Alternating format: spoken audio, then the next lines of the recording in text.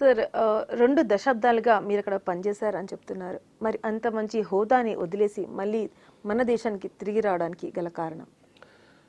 అది మనకి ఏదో త్యాగం చేసినట్టు అనుకోకూడదు నా ఉద్దేశం. ఎందుకంటే ఇండియాకెళ్ళి మనం నేర్చుకున్నది కొంత మనం చేయొచ్చు. ఒక మంచి స్కూల్ ని స్థాపించి ఒక 20-30 సంవత్సరాల్లో ఈ స్కూల్ నుంచి లీడర్స్ని సైన్స్లో కానీ టెక్నాలజీలో కానీ ఇండస్ట్రీలో కానీ పయనీర్స్ని తయారు చేయడం అంత సాటిస్ఫాక్షన్ ఒక జాబు ఏదో దేశంలో చేస్తే నాకు తెలిసి రాదు.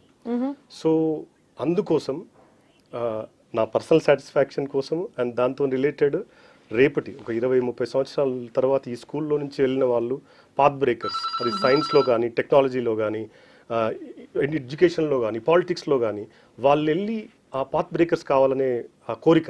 So before I leave this world I want to see that happening. So అది ఆ ఉద్దేశంతో వాపసు వచ్చాము. అది అక్కడ ఉంటే సాధ్యమేది కాదని అనిపిస్తుంది. Great thought sir, really great thought. మనతో పాటు కాలర్ రెడీగా ఉన్నారు మాట్లాడడానికి.